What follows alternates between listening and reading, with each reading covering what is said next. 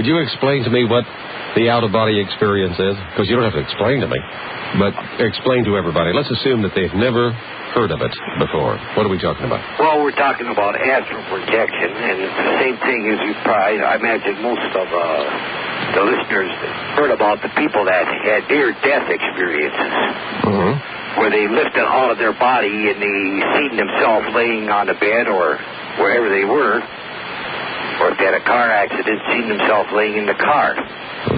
But what this course that you got and what we got is that we teach you don't have to have a near-death experience to have this experience.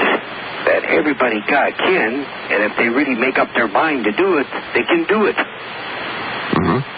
And it's really not that hard. We were all given the ability when we came into this physical body to do it. We did it when we were young children, but don't remember it. Don't remember it. That's one thing. Another thing, we took on the material things, and we forgot all about it. You know, it's interesting you bring up the babies. If you just think about it for a second, you're a very intelligent being inside this unformed body. It can't do its thing yet. That's a very boring place to be. Very boring. Mother has to feed you, and you have to lay in the crib. You can't walk. You can't do this. So you pop out of there and and do your thing that you've been doing for thousands of years, right? That's right. And the thing is, you just let the body grow up a little so you can start enjoying it. And, you know, I was taught some time ago by a dear old friend of mine by the name of George Fiedler that this human body that we have is nothing more than a spacesuit to let us endure the rigors of this very dense world that we live in. Yeah, that's right. It really is. It's like a diver suit. But for those who don't understand what we're talking about you having the ability to take your consciousness outside of your physical body and move into another realm. We'll call it the astral plane. You can call it anywhere you want to. But it's the same place you go when you die. Right? Right. And that's where home really is. That's your home. You'll find everything and everybody over there. It's a different world altogether. And those of us living in the physical realm have the ability to go over there and visit for a while. We also have the ability to roam the entire universe if we feel like it. Now, I know that is contrary to the teachings of our great religions and of our great scientists and all of that, but nevertheless, hundreds of thousands, millions of people do it. You know, I'm sure that here in Los Angeles, they have to have a traffic cop above town to get everybody in and out. Every time we do a show on the out-of-body experience, I find that everybody goes, except me. Is that right? I'm the only one in Los Angeles that doesn't go out of body. You know, it's the funniest thing, Bill. It's not a phenomenon anymore, Jerry. Everybody seems to do it except Bill. Going out of body. Taking your consciousness out of your physical body and traveling hither, thither, and yon. Always remember this. We only use the physical mind. You got a beautiful subconscious mind that's always working for you. It's trying to teach you. But we don't take advantage of it. And the only time that the subconscious mind can really work with you is when your body's asleep. And it will take you back into different things and try to teach you something. You were back here. What did you do wrong there? And make you bring that back to improve your life in this reincarnation. You know what I mean? Yes, I think so. You're always striving for improvement, and if you have a natural ability to make this transference to another life and to another life or to another time period, it'll be very helpful to you. But pay attention to what's going on. Because you're here for a reason, and that's the improvement of your spiritual being.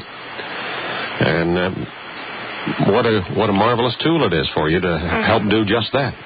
Well, I've always wondered about that, and I thank you for answering my question. All right. Okay, thank you. Okay. Bill? Yeah. See, the whole thing is... Can you speak up just a little bit, Jerry? The whole thing is, when we were little babies, in the little body, our subconscious was controlling us in. But as the material mind started to develop, we shoved the subconscious back. And this is what I always stress in my lectures already. We got to learn to bring that subconscious back out into focus again, that we can use it when we're awake, too.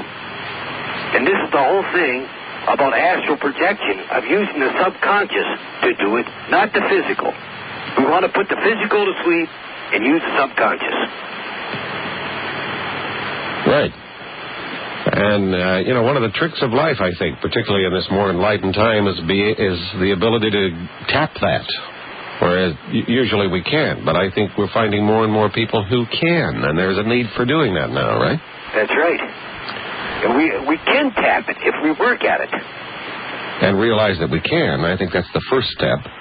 We've been so carefully taught that we can't do things like this, and we were so carefully taught wrong. That's right. That's right. That's what threw the hammer in the wheel. It really did. But I'm very gratified in seeing that there are a lot of people who understand, and it's no reflection upon the parents and the teachers that we've had in the past and the traditional education we've had in the past that just wasn't right. It was right for the time, but we live now in a new time, an enlightened age. The new age is upon us. In fact, we've crossed over the threshold, and there are going to be so many, many changes, and the ability to travel out of body is one of them. It's a very enlightening and educational experience, and we'll discuss it more in this next hour with Jerry Gross on Open Mind. I'm Bill Jenkins. Stay with. Well, there's some stuff we're not supposed to know. We're supposed to know everything. Well, in the times that we live in, we need every trick in the bag to get the information we need to be able to cope and indeed save this old planet and the humanity that lives on it. And I think one of the reasons that the door is opening to so many to this new avenue is because the need is there.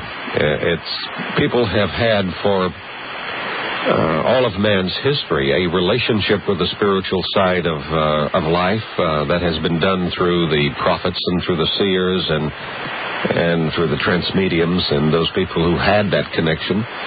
But now the times demand that we all develop that kind of connection, and the out-of-body travel certainly is one of the ways to do it.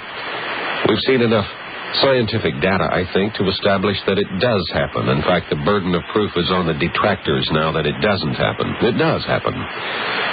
It may violate your belief systems. It may violate your religious beliefs. Who cares? The fact of the matter is that it's there. We're in a time where the things that you don't believe in are coming true. And we've just a few of them that have happened on this show. The advent of an electrical device that produces an enormous amount of energy, much more than it uses, is a fact. It's reality. It's on the line. It will be on the marketplace, and there are still physicists at MIT that say it can't be done. Well, thank goodness there are physicists other than the ones at MIT who didn't believe that, because if we left it up to them, we'd never have our free energy device, which is here now. And the same thing is true with the out-of-body experience. We've talked about the fact that we can create an electronic device that will create a lot more energy than it uses. Now, of course, all of the great physicists of our time will tell you that that's not so. It just so happens that it is so, and the physicists of our time don't know what they're talking about. And for those who think that you cannot go out of body, I just suggest to you, you don't know what you're talking about. Well, the most amazing thing about this, Bill, is that everybody does leave their body at night when they fall asleep. Can't sleep without it. And they don't even realize it. But if they like it or not, they go out. They do go out. Jerry, I love talking to you because you're so down to earth and you're so right with us. It almost sounds like a utopia. I mean, like to end, say, like all kinds of suffering with these horrible cancer victims and everything else. They don't have those problems on the other side, hon. That's why it's so nice over there. That's why it's called home. You would think that, like, you would want to teach it to these people that are terminally ill. Why would they want to hang on to these bodies that are so sick? You know. They've been carefully taught that there isn't anything else, or what they have over there is heaven or hell. Yeah. And, of course, that's frightening to anybody. Well, the idea of heaven isn't, but, you know, it is a very nice place over there. And these souls come back. Over and over again. The ones that passed on come back to this life. Yes. I always look at it this way, Bill. I'm down here this time. There's nothing saying I can't come back the second time. Indeed, there is something on the other side. Home is over there, and we need to get our act together. See you next week with Ed Slade. We'll be talking UFOs. I'm Bill Jenkins.